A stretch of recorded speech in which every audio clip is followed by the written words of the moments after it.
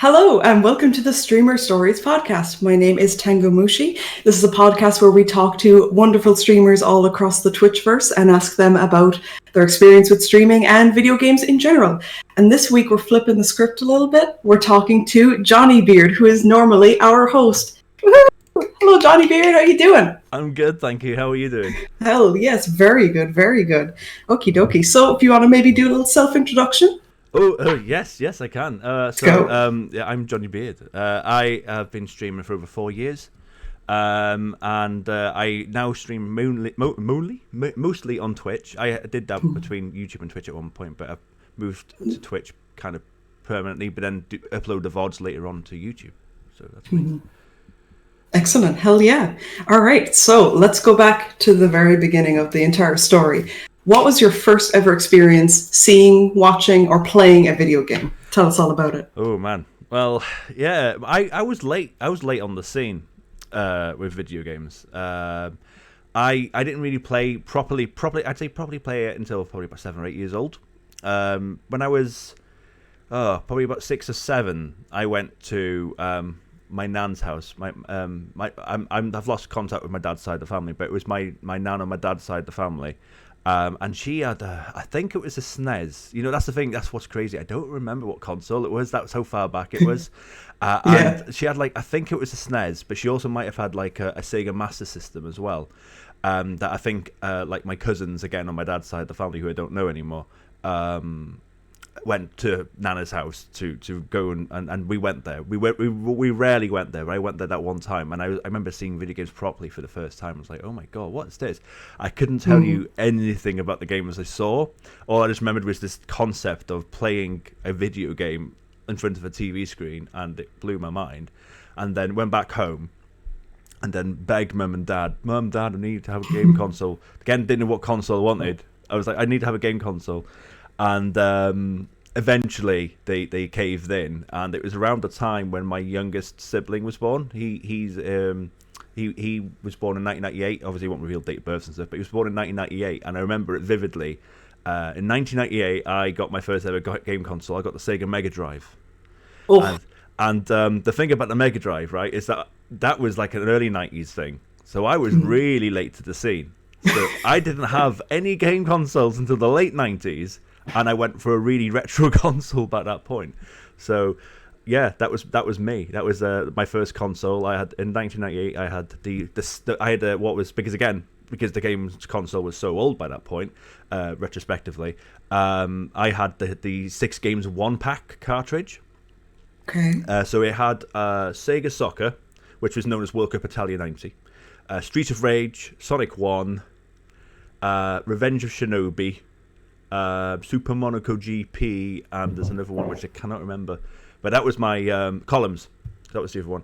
So I had 6 in one game pack, and the first game I ever played was Sega Soccer. It was my granddad set up my Mega Drive for me at home. But again, this is my granddad on my mum's side of the family who set that all up, because again, there was no one really techie in my family at the time, and if anyone was, it was my granddad. So he set up my console, and I was hooked. I was hooked from day one.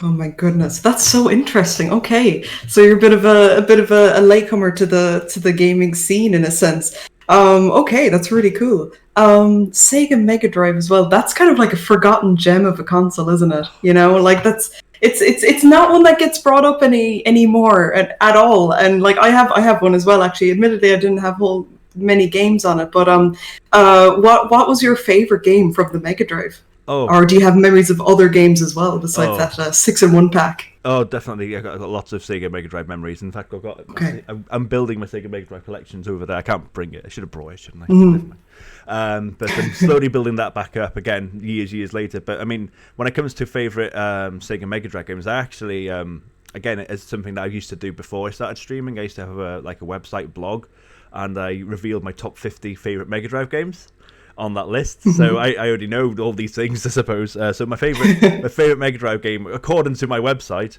is the Gunstar Heroes. Very nice. Okay. It's so good. It's just so much chaos it's absolute chaos on the screen. And it like because again, I didn't really grew up with Contra because it was kind of like the same creators of Contra and very similar style, but I didn't really play those games. But I did play Gunstar Heroes. I don't even know how I do know how I came. I do know how I came across Gunstar Heroes. That's another story.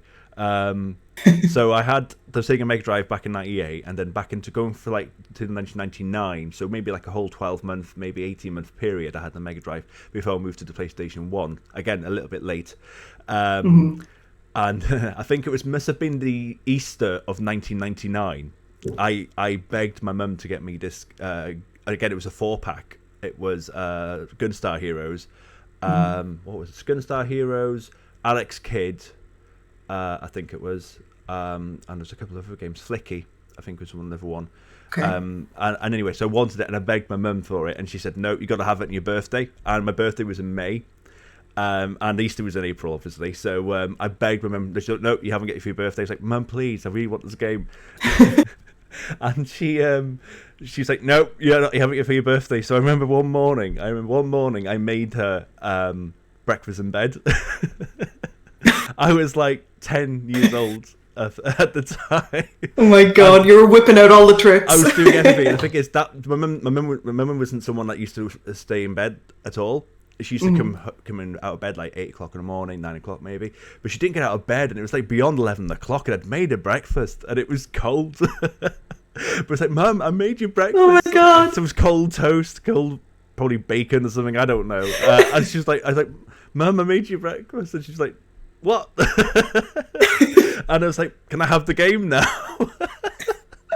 And she was like, "Fine, you can have it." So I won. It was one of the few times it worked, and that's how I played Gunstar Heroes. And then I was hooked, absolutely hooked.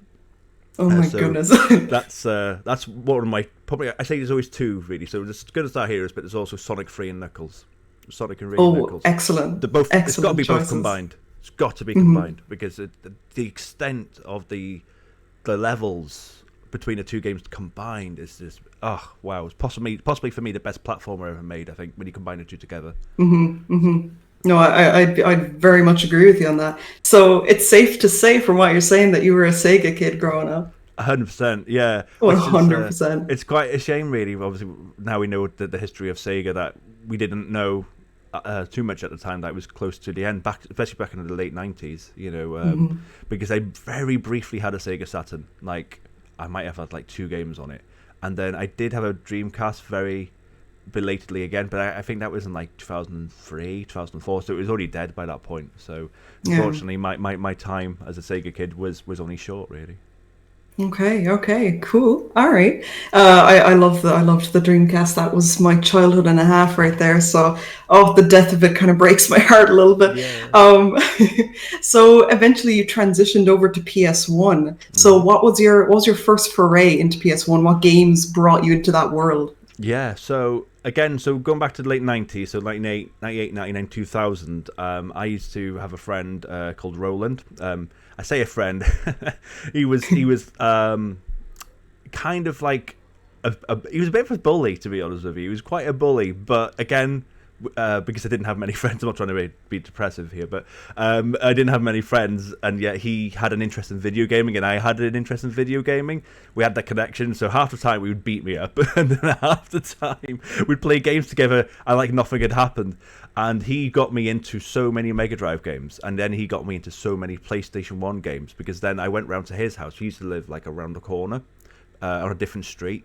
I used to live in Holyhead, North Wales, so a ferry away from Ireland, so I went to his house all the time, and he used to borrow me Mega Drive games, and then he used to borrow me PS1 games. But went to his house one time, and he said, "I've got this console, I've got the PlayStation 1." Of course, again, this was like 98, 99, right? And I was like, "Oh wow, I've never heard of it," and I genuinely had never, don't know why, I'd never heard of it. And then he put in Crash Bandicoot, I was like, oh my god, the graphics, obviously, because of course the graphics were so much better than the Mega Drive. I was like, oh my god, this is blowing my mind. So I played Crash Bandicoot, and then he put in Resident Evil 1. And I shat my pants. Understandably so. Yeah. Understandably. Like, I remember the infamous dog smashing through the window scene. And I was terrified. I was so. I think we were both terrified. I think we both screamed, and then I was like, "I'm going home now." So I lived around the corner. It was safe, you know. So then again, back to the old tricks. Mum, can I have a PlayStation 1, please? Mum, can I have a PlayStation 1? And she caved again. It must have been late 19. I think it might have been Christmas 99, maybe. I don't know. And then she got me. As my pack of games, there's no like cartridge, obviously. So she got me Resident Evil 2, and Crash Bandicoot 3, and Tekken 3. I mean, and for me, that's like wow, like in terms of like game history, like that, wow. You know, for me, those 3 games are like up there as some of my favorite games of all time, even now. So those are the games I played. That's like a holy trinity right there. Yes, yes. Oh my goodness! Well, hell yeah! And are there any other games on the PS1 as the years went on that kind of caught your attention besides those? So this is the point where we're going to talk about Final Fantasy. I went 10 minutes. I'm Let's go. So Final Fantasy didn't come in until about 2000. Yeah. Because then I went to. I didn't have a Blockbuster. There was no Blockbuster in Holyhead, North Wales. But we did have a local store that used to lend out games, to borrow games. And again, I discovered that late. And well, I bring that up, but I'll come back to that in a second, because my first forays into Final Fantasy was my friend, who I'm still friends with now. Good shout out to my friend Matt. He's probably my oldest friend now, I'd say. And he lent me Final Fantasy 7, and like, again, I was like, what the hell is this? Because again, I didn't really know much about RPGs. That was again a whole new concept to me, like this fantasy role playing game.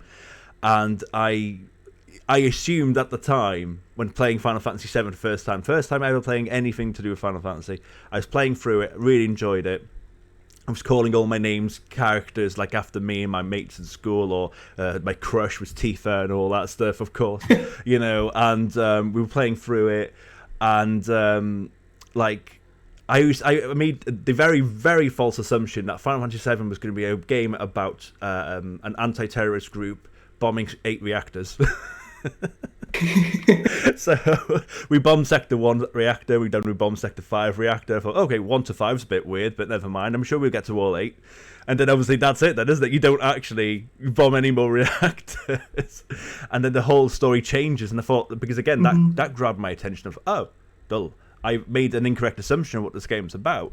And then obviously the rest of the game kind of unfolds slowly. Because again, getting out of Midgar takes probably about, what would you say, 5-6 hours? I don't think I got out of Midgar till probably about 12 hours in. I spent a long time in Midgar.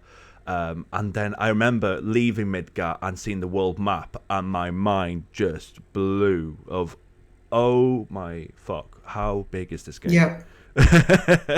And I don't know what happened. That's right. After that, I gave him back the game. I think he asked for it back. So I didn't get to finish Final Fantasy 7.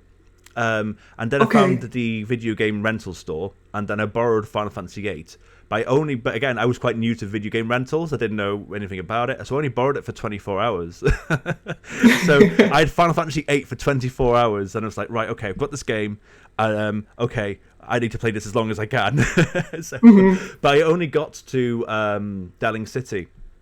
So pretty much through disc 1, actually, to be honest with you. That's impressive. And for a 10-year-old kid, 11-year-old kid, that was what happened. But then I was like, oh crap, man, I need more Final Fantasy in my life. So then my mum then bought me Final Fantasy 7, and then we walked all the way through Final Fantasy 7. And then after that, she asked her to buy me Final Fantasy 8. She bought me Final Fantasy 8. I walked all the way through Final Fantasy 8, and then Final Fantasy 9 came out in 2001. So I was caught up then. So I was like, okay, that Final Fantasy 9's coming out. I've got to get that on release. So I did. I actually got Final Fantasy 9 on release. And again, that for me, like, it's going to come up. I know it is. So my favourite game of all time is Final Fantasy 9. And that game, like, oh my word, it did everything for me. Like, comedy, tragedy combination was just, I still cry playing Final Fantasy 9. Like, I finished Final Fantasy 9 maybe a couple of years ago, I was on the sofa crying, and Sue was like, "You alright?" I was like, "Yeah, I'm fine," type of thing.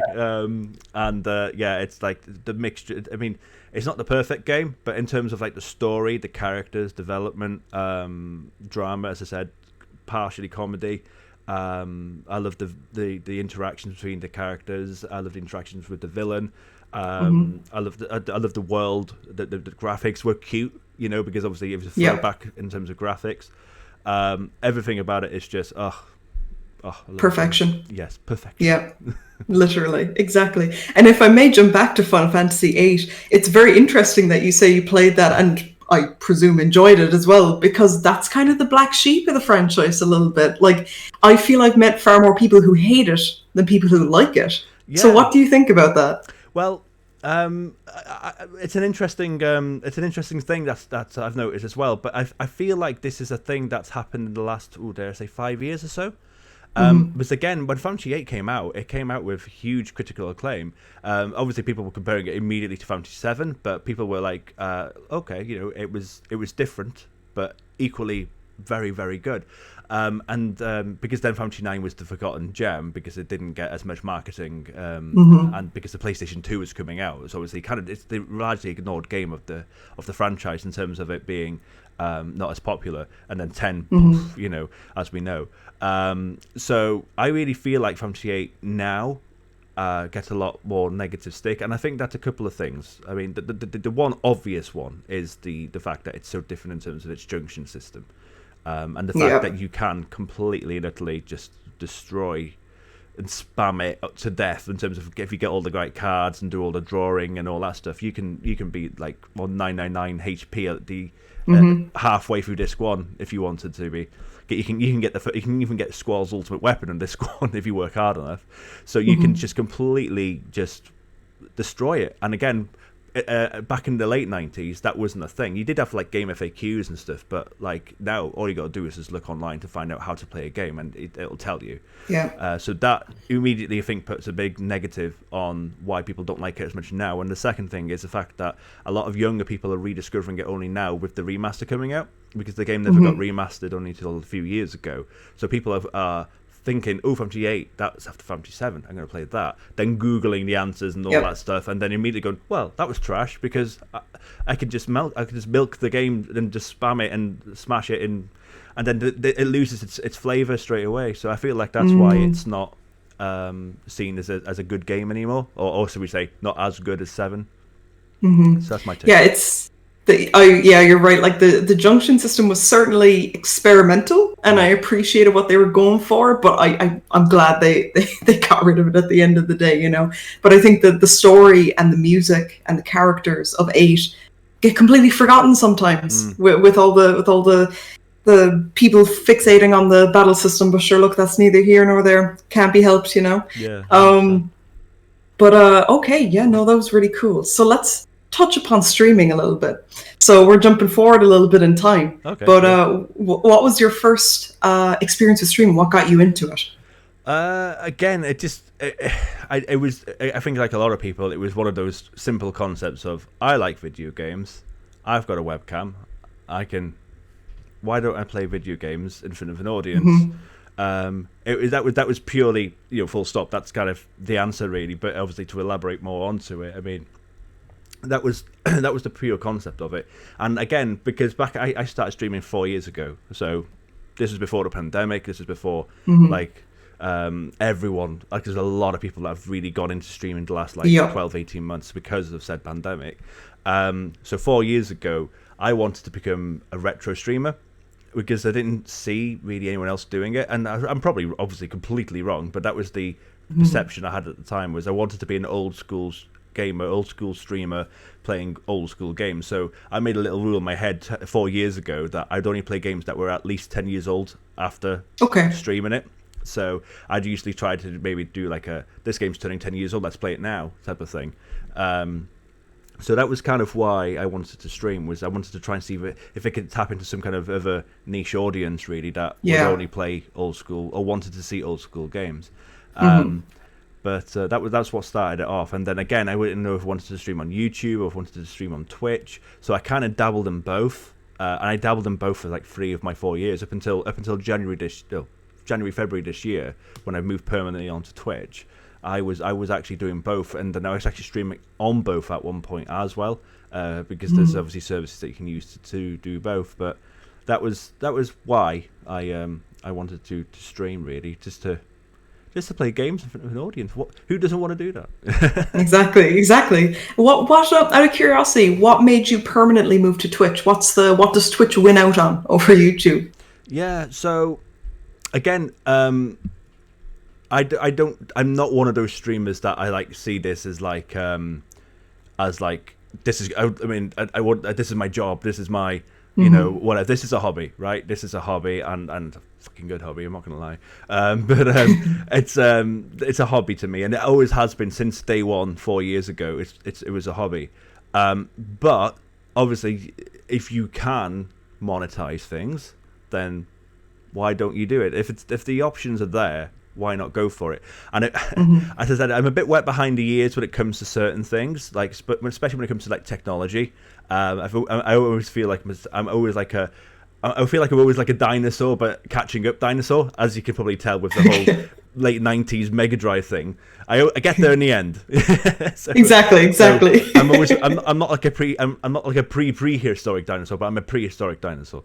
So it only took me nearly 3 years to realize that when you're looking at your stream summaries and you're looking at your viewership and all that stuff, because again, I'm always one of those people that like, I don't care how many people watch me, I don't care if it's one person watching me or 100. I'm not bothered.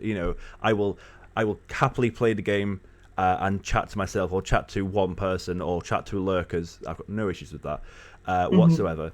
And but I started noticing on the stream summaries for Twitch that you needed to have 50 followers and you needed to have an average of 3 viewers to become a Twitch affiliate. And I was like, I get a combination of 3-4 viewers average on both platforms.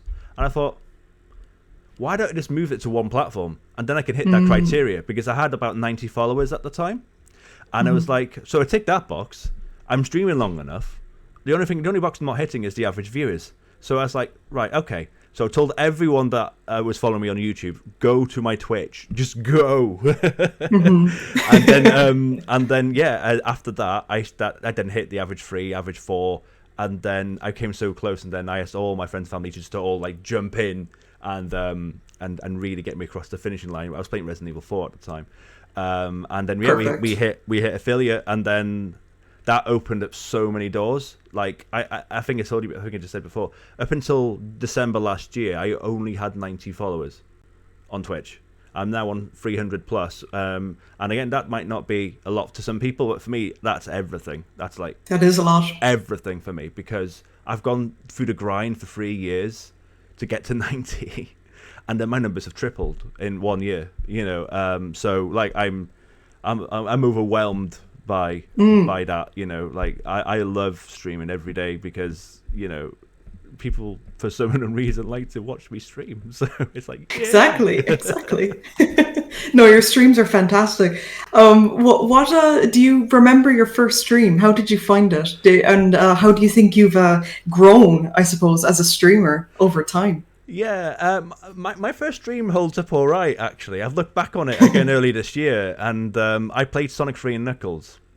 Perfect. And it's, again, we're going back to that game, but rightfully so, because again, I wanted to play a game that I'm very familiar with, and I forgot how long it was. It took me 4 hours to beat it. I thought, bloody hell, that's a long game. Because I thought, it'll take me a couple of hours, I'll beat it. But no, it took me 4 hours. So I streamed a lot longer than I thought. And but yeah, I remember that was on. I think that was on Twitch. Don't think that was on YouTube. I think it was on Twitch. And I remember just playing it, and then for about 15-20 minutes I was just on my own chatting about the game, just again talking about the history of the game, talking about why it means so much to me, and hopefully people are enjoying it. And then I remember 15-20 minutes later, then again, my first person talking to me, and then that was obviously great, and that was nice. And I would like to give a shout out to my friend Loki. It's not her real name, but she knows who she is. She's from Ireland as well, and she's been following me since day one, and she's still following me to this day. Oh my god, and we amazing. had a great chat about Sonic as well, and that was like, So yeah, it actually holds up quite well. But I think the reason why it holds up well is because before streaming, I did radio shows. I've done public speaking in my work as an actual paid job. So I've kind of got some skills already there. So it kind of, and obviously I know the history of the game I was playing. So it holds up okay in terms of as a streamer, should we say. I think the tech was awful. And the webcam was just worst. Yeah. But so in terms of answering the question about what I've grown as a streamer, I do feel like my setup has improved. I mean, it's still not great, but it's passable now. I've got a good camera, I've got a good microphone. The one thing I need to get is I just want a gaming room. I just want a gaming room to properly stream on. It's the dream. It's the dream for all of us. It really is. All the streamers I look up to, I'm like, your setup is so cool. I'm so jealous of you. I'm going to come to your house and steal your setup. Get out of your house. It's my house now. Yeah, it's my house now.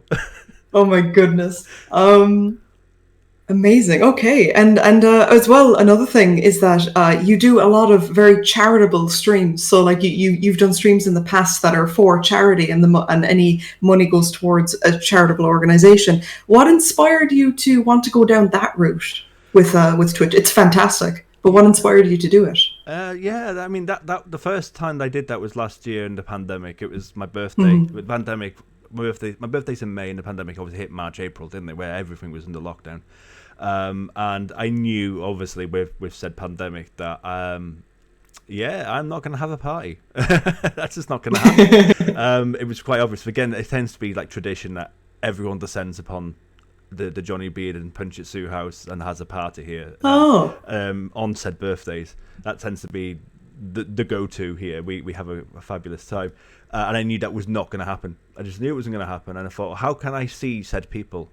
How can I see them? And then I thought, well, obviously we can we can do a stream. But then I thought, well, what would we do? And again, one of the things that's quite thematic, really, about what we do when we do have the party here is we always play a lot of Jackbox, a lot of Jackbox party games. So again, I thought, well, they like Jackbox party games. I've got a Twitch. So it was kind of like, why don't we do that? But then I thought, well, not just that, but again, to try and get as many people to join us as possible.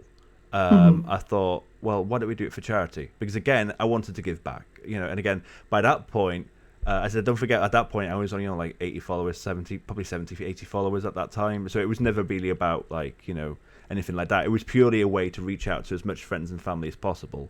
And doing something good, so mental health is like a huge part of me as a person. It's a really core value of mine, and Mind Charity, a brilliant charity. So that it was like that for me felt like a no-brainer, and again, to try and keep it as fun as possible. Obviously, I got drunk, and yeah, we set like certain milestones of what we should do if we hit certain things. But the thing is, the worst thing is I set the target as £500 because again I have no idea how much I was going to raise. So we raised £700 that day, but the £500 threshold was we'd get a dog. So all this, and again, because it was friends and family, it wasn't like streamer friends or viewers or anything like that. All of Sue's friends know that she wants a dog, and I'm not a dog person. I don't like dogs. She's a dog person. I'm a cat person. We've now got 2 cats. She's now become a cat person. But it was now, at the time, it was like, oh man, how are we going to raise money for this charity?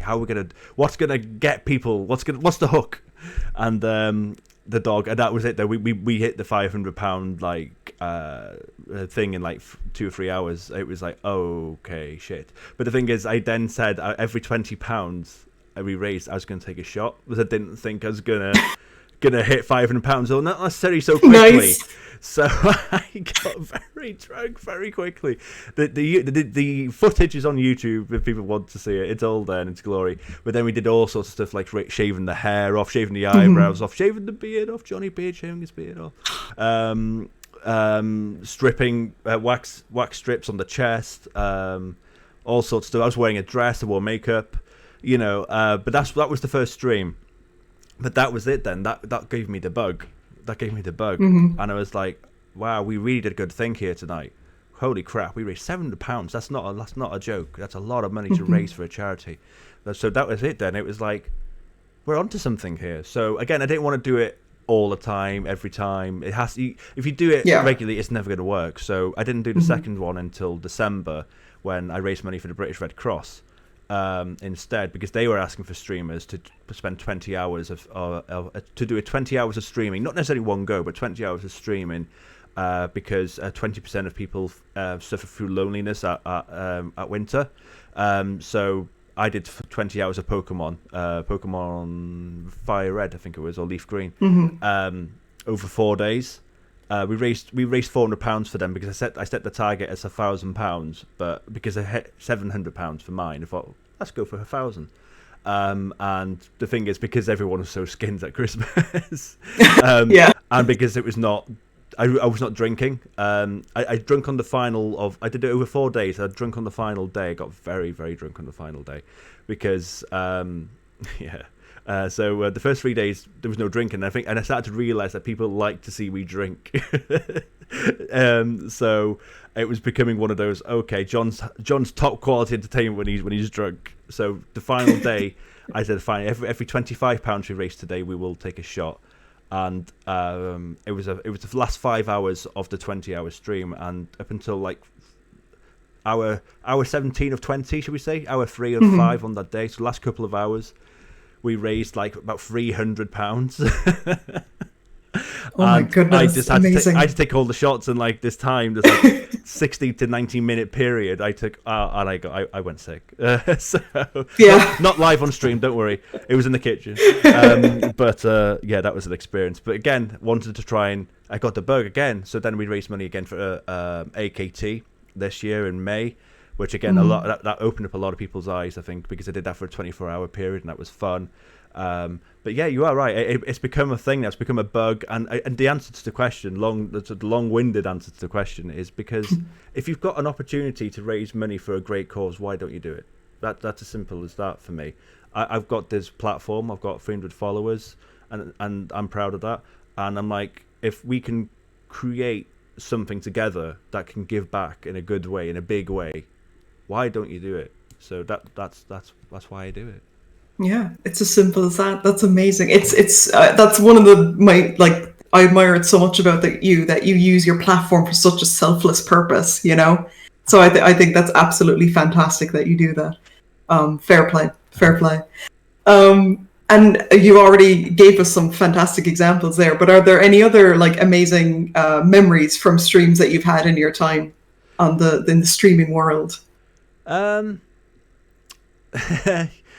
a lot of my best memories have been this year, because I appreciate the grind I've gone through for 3 of my 4 years. Has been quite a journey to get to 90 followers.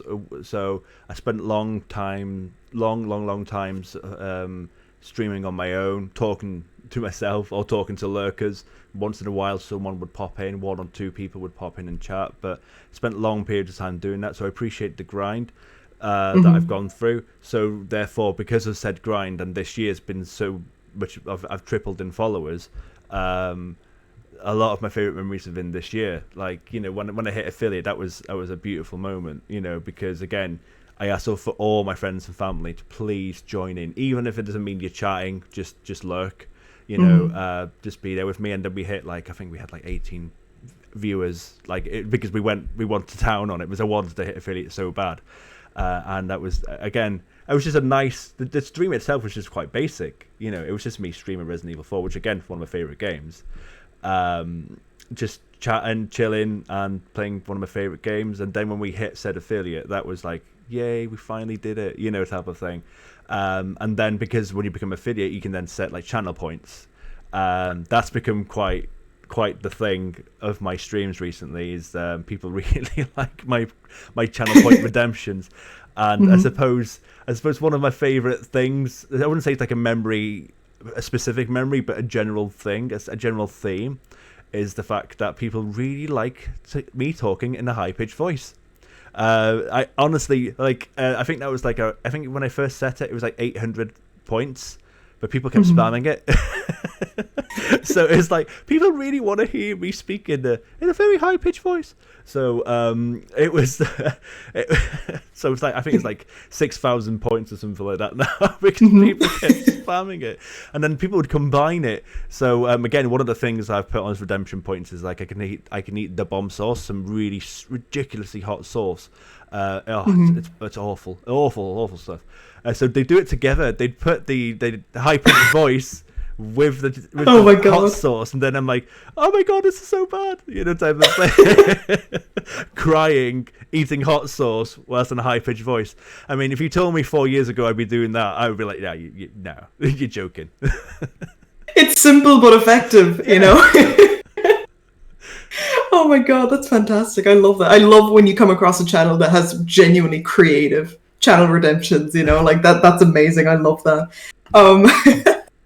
And I know that you kind of grew up with the consoles, but do you stream primarily on PC? Yeah. Yeah. Yes, I do. But again, I'm not a PC. I am a console. Again, I'm a console person. I'm not PC master race. In fact, I've always had, again, talking about pre-dinosaurs and pre-dinosaurs, my PC's always been worse than everyone else's. And in fact, I bought a new PC in like March time, and it's still not that good. Oh. But it's the best one I've had so far, so I'm happy. So I mean, I'm always about baby steps, I suppose. I'm always, as long as I'm making progress, as long slow and steady wins the race, as they say. So yeah, it's interesting you say that, because a lot of people seem to permanently transition over to the PC at some stage or another. What keeps you glued to the consoles? Just the idea of sitting on a sofa with my telly across the room with a control pad in my hand. I suck at keyboard gaming. Again, if I'm emulating a game, it's not so bad, because like if I'm emulating like a Mega Drive game or something like that, it's not too bad, because you've already got like 3 buttons on one side of the control pad. But once you've got like the four buttons, the shoulder pads, everything, you can't do that on keyboard, and because that transitions to keyboard, I suck at it, man. I absolutely suck at it. So just the idea of sitting on a sofa opposite the telly, control pad in my hand, I mean, that for me is bliss. It's something I don't do as much as I used to because of said streaming. But yeah, I for me, can't beat it. For me, that's just like ultimate relaxation for me. Yeah, I'm with you on that one. Yeah, there's something old school about staying on a console. I don't think I could ever transition over to a PC either. Oh my goodness. What would be some tips and tricks, I suppose, if someone wanted to dive into the streaming world right now? What would you say to them? I mean, yeah, we've kind of touched on it, I suppose, with my story of as a streamer, really. But appreciate the grind is what I would say. That's definitely something that.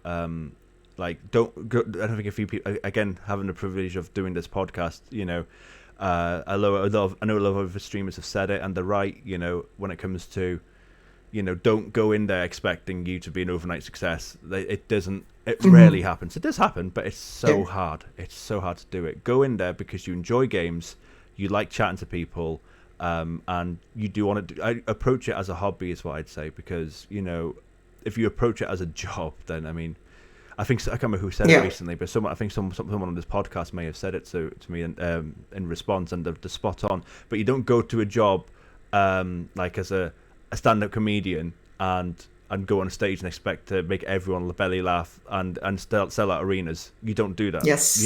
Same as like the grind when it comes to playing music. You're not gonna headline the O2 overnight. You've got to appreciate the grind, and you've got to enjoy what you do, and it's a very, very similar thing. You've got to start small, build yourself up, learn the tricks, and again, some other people have said it as well, where they said that don't worry about the setup straight away, build upon it.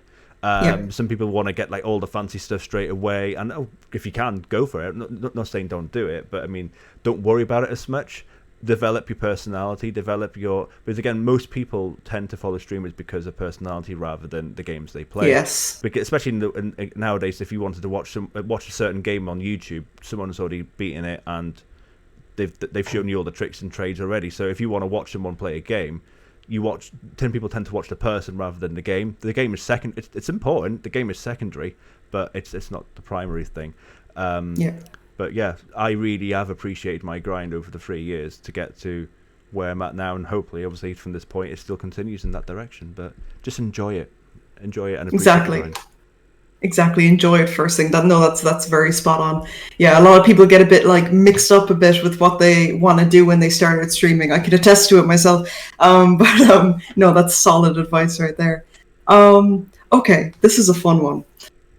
Stuck in an island, 3 games that you can play for the rest of your life, and that's it. What are they going to be? Oh man, obviously I've asked this question many times, and I mean the first one I would say is Skyrim. And shout out to my shirt. Okay. We both got cool shirts. I love your shirt. You got my shirt. Hey. So this is the We Know shirt. So Skyrim is definitely there for me because in terms of like a singular RPG experience, in terms of time, not necessarily best, but in terms of time, I mean, I think I beat it in 250 hours and platinumed it. And for me, Skyrim's up there. It's still very, very, very good. Still an A or S tier RPG. So that's one game I definitely bring into it. Again, people ask me, well, do you have like an online connection and stuff like on this island? So yes is the answer I've given back to people. So for me, another one I'd put on there is Left 4 Dead 2. Okay. Because nice. Again, I sunk many hours of Left 4 Dead 2 like many years ago, and still to a point nowadays, especially with the Zombie Squad on Beelzebub29 stream. Shout out to Beelzebub29. Yeah, definitely Left 4 Dead 2 because again, you can just go in. You've got 3 people that you either 3 mates or 3 random strangers, and you can just. I love playing versus mode on Left 4 Dead. You know, when you take turns being the survivors and the infected, and just taking turns. It's just So second game's definitely Left 4 Dead 2. And then the third one is hard. Yeah, it always is. The third one's the hardest. Yeah, those 2 you can get many hours out of those. I mean, I might have to say Resident Evil 4. Okay. I probably would say Resident Evil 4 because again, I mean, it's interesting because I've chosen Skyrim as the RPG experience, even though it's not my favorite RPG. But when it comes to like action games or horror games, there's a bit of both in there. And you can get like I usually beat Resi 4 in about if I'm playing it generally, I usually beat it in about 15 hours. I can beat it in 12 if I'm really in a rush. Not speedrunning rush, obviously. But yeah, that's a good experience. So to break up the other 2, I probably would say Resident Evil 4. Okay. No, that Resident Evil 4 is a solid choice because that game, when it came out back in, I believe it's 2005, that game is when it came out. That just completely revolutionized horror, you know, like it's the way that they changed up the game. It was still tank controls, but it's also brand new. And there's been so many games that have, like Dead Space, for example, being a big example. He said his biggest inspiration is Resident Evil 4, you know. So what are some other things you like about the game? What makes it the favorite? Well, again, is it my favorite? I don't know because I love Resident Evil. I love Resident Evil 2. Resident Evil 2 for me, and that's Resident Evil 2 and 2 remake. My 3 favorite Resident Evil games are Resident Evil 2 remake of 4. Because I put 2 up there, as in the remake of 2 up there. It's so good. The only downfall of 2 remake for me is the fact that the second scenario was just a bit of a joke, to be honest with you. Because again, if you played the original Resident Evil 2, you got 4 campaigns, whereas they didn't really do that Resident Evil 2 remake. Anyway, 4. So why 4? I mean, again, I got 4 late. There's a theme. I didn't realize there was such a theme going on today.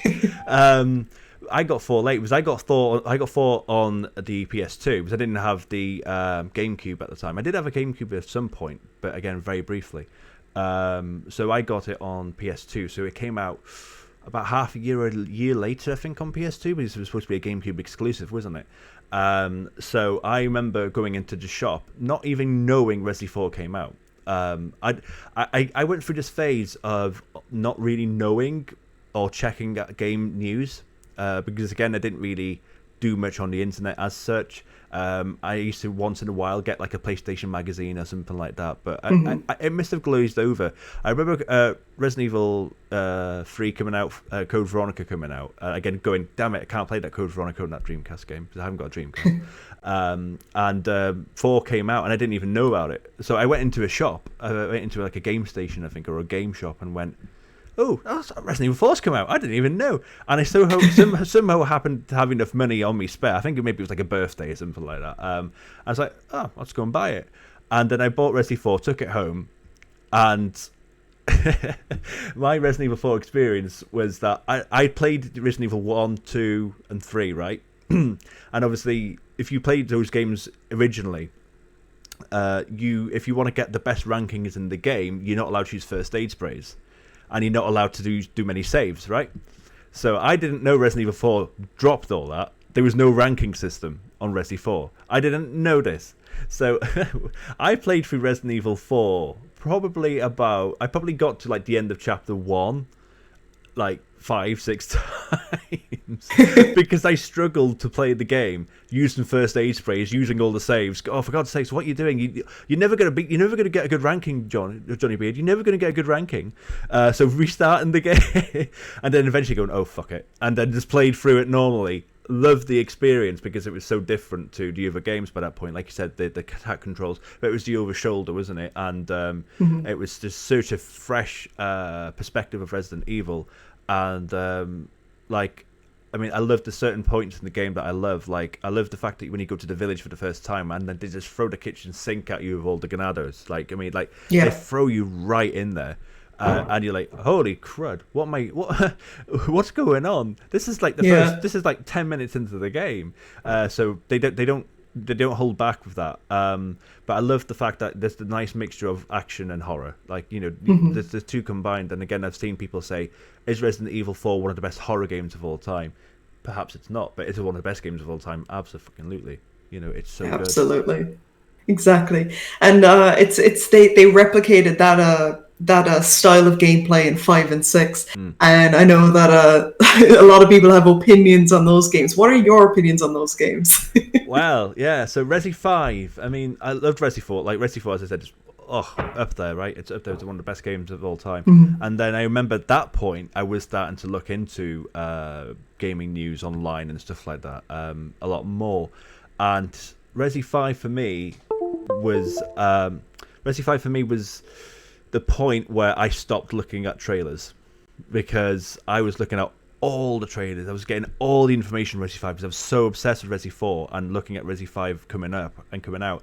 And I was like, oh God, this is going to be so good. This is going to be so good, obviously. And I remember in the trailers, they killed off Jill Valentine. You know, plot spoilers, she's not dead. You know, but again, thinking going into the game that she had died. And thinking that, oh my God, I'm taking huge risks here. Like, Wesker's my favorite villain of all time. My favorite video game villain is Kefka from 6, but Wesker as well from good choice from Resident Evil.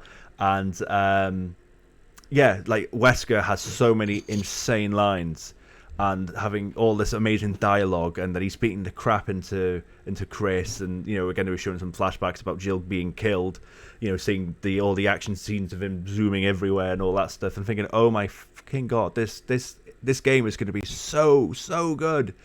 And then playing through Resident Evil 5, and all of the kick-ass cutscene moments of Wesker are all in the second half of the game. You know, I didn't really like the Jill plot twist much. Like, I really hoped they'd take the brave choice of actually killing her off. And it's controversial hot take, you know. Hot take indeed. Not saying I don't like Jill or anything like that, just for storyline progression. Again, I had a similar feeling about Chris and Resi 8. I think they should have killed Chris off. I think that they should have made him a villain and kill him off. I think that's one thing that's letting Resident Evil down just a little bit, is that they're not willing to take these risks with these big characters. Anyway. Right. Sorry, moving on. So much to talk about. But yeah, and playing through Resi 5 and thinking, it's okay, it's good, I don't mind it, but like they showed all the good juicy stuff in the trailer, and it pissed me off. I was like, man, why are they? this should be stuff that you should be finding out later on in the game. They should be showing stuff from the beginning of the game, or at least the middle point of the game. You know, so seeing all of Wesker's lines, I'd already known them all. I'd recite them. You know, oh, he's about to say this. You know, because I've seen it in the trailer 5 times because I'm excited about it. You know, so I think Wesker is tremendous in Resi 5, and I'm happy again they did actually kill him off. I think that's a great decision. But it upset me a little bit. But as an experience, it's a good game, but it's not great. Okay, yeah. And then we've got 6. Oh, yeah. So, oh boy. 6 it's the worst. It's the worst in the franchise, in my opinion. They jumped the shark, so to speak, with it. They made it far too actiony. There was a bit of horror, but not much. Like, I didn't actually play 6 for probably, again, dinosaur, but for a couple of years later. It's the one Resi game that I've not bought probably on release since 3. I bought every single Resident Evil game on release. Well, apart from 4, obviously, as well. I've mentioned that one. But 3, Code Veronica when it came out on PS2, I bought that on release. 4, 5, 7, 8, you know, the remakes. I bought them all on release, but 6 I didn't because I was seeing all. I knew at that point, because again, I'd learnt from the Resi 5 experience. I was looking at the trailers and thinking, okay, they're trying to do like the greatest hits here. They're trying to bring Leon in, Ada, Chris. They're trying to Sherry's come back again. I didn't agree with that decision. I was never a fan of Sherry in Resident Evil 2. Sherry in Resident Evil 2 remake, much improved, but at the time, don't forget, we'd only seen Sherry back in 2, and she was a fucking pain in the ass. So, Sherry's an adult now, I don't care, you know, type of thing. So, and Wesker's son is in it, right? Why? Just kill him off. You know, just leave Wesker go. Seeing all these like action shots and Hollywood style, I just thought, man, they've definitely jumped the shark on this. Having bad feelings going into the game on release, and then the game got released. I didn't pre-order it. It came out and had such bad reviews. I was like, I'm so happy I've learned from my experience of 5 because I was gonna buy that, and I'm like, nah. And then I probably played it a couple of years later and was just, it was what I expected it to be. It was okay. In fact, again, a bit of a small hot take on this is that a lot of people say that the best campaign on 6 is Leon's campaign, but I actually do prefer Chris's campaign on 6. And the reason behind that is because I actually, again, I've never been a fan of Chris Redfield as a character. I feel like he's just your stereotypical American hero, you know, saves the day, and he's just completely as bland as a wafer, really. So I don't know what to say. He's just so bland. He's got no personality. And in 6, obviously, I loved the fact that he was the veteran, that he became a bit of an alcoholic at one point. And, you know, again, what he went through, his story of 6 was, again, very much the rugged veteran. All the youngsters got killed off, spoilers, sorry. And, like, how he reacted to that was, like, very human. And it's like, holy shit, that shouldn't happen that way. Like, I'm the veteran. I should be the one dying, not you guys. You should be carrying my body, not me carrying yours, type of thing. That approach, I thought was actually like, wow, okay, fair play. And then the very, very tragic scene with Pierce did catch me off guard. It was like the one moment of 6 where I thought, oh, okay, man, that caught me. You know, again, I talk about that moment as being probably one of the best moments of Resident Evil history, should I say, but encased in a mediocre game. No, I respect that take a lot because I always felt the same. I thought that Piers I liked him. He just seemed like a nice guy. Yeah, he did. And then it's just, that crushed me. That crushed me, that scene you're talking about. You're right about 6. And then they went ahead and just rebooted it all, just threw it all out the window, and then came along and gave us a banger with 7. Oh yeah. What did you think of the revamp? Do you like the direction that Resident Evil is heading now? Yeah, overall, yes, 100%. They're listening to fans. Capcom are listening to fans, aren't they? And that for me is so important because it felt like at one point they weren't. Konami, take note. Yes. And you know, that's something that I think is important. They're not always home running it, but they are taking things on board. Like, I think they acknowledge, they know when they've made mistakes. Like, I think there's obviously the biggest mistake they've probably made since 6, should we say, has been the fact that Resident Evil 7 was so Resident Evil 3 remake was so undercooked. You know, it was unreal. But you know, for me, that's a case that they've got this RE engine and they're trying to milk it financially. It probably cost them a lot of money to make the engine, and I think they're trying to reap it and then make profits as much as they possibly can off it.